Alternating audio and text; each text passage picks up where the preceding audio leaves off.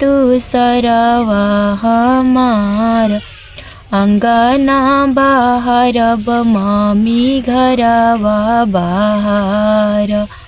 बरतन माजब मनवा लाय, अंगना बाहरब मम्मी घरवा बाहर। बरतन माजब मनवा लाय तो हेलो दोस्तों, सीमा लोकगीत चैनल में एक बार फिर से हम स्वागत करते हैं। तो एक हम छोटा सा गीत लेकर आए हैं जो आप लोगों को पसंद आएगा। यदि पसंद आए तो लाइक सब्सक्राइब शेयर कीजिएगा और कमेंट सेक्शन में ज़रूर बताइएगा, और पूरा वीडियो हमारा ज़रूर देखिएगा आप लोग, तभी अच्छा लगेगा। तो हम शुरू करते हैं इस गीत को।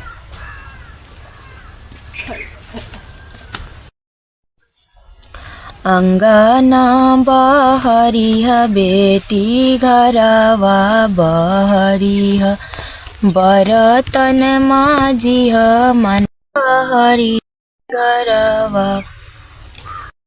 अंगना बहरिह बेटी घरवा बहरिह, बरतन माजिह मनवा लाय।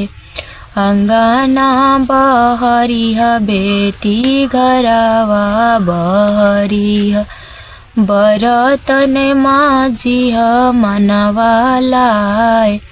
पहिला रसोइया बेटी ससुआंगु परोसिह, ननदो के डालिह उपहार।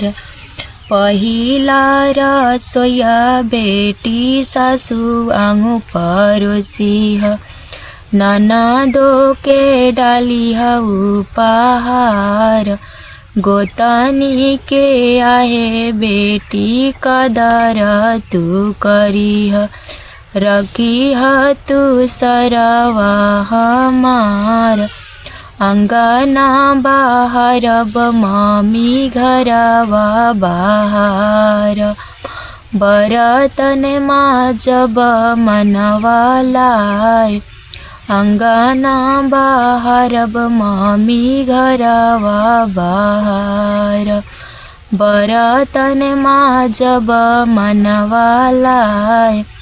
पहिला रसोइया मम्मी सासू के परोसब, ननदो के डालब उपहार।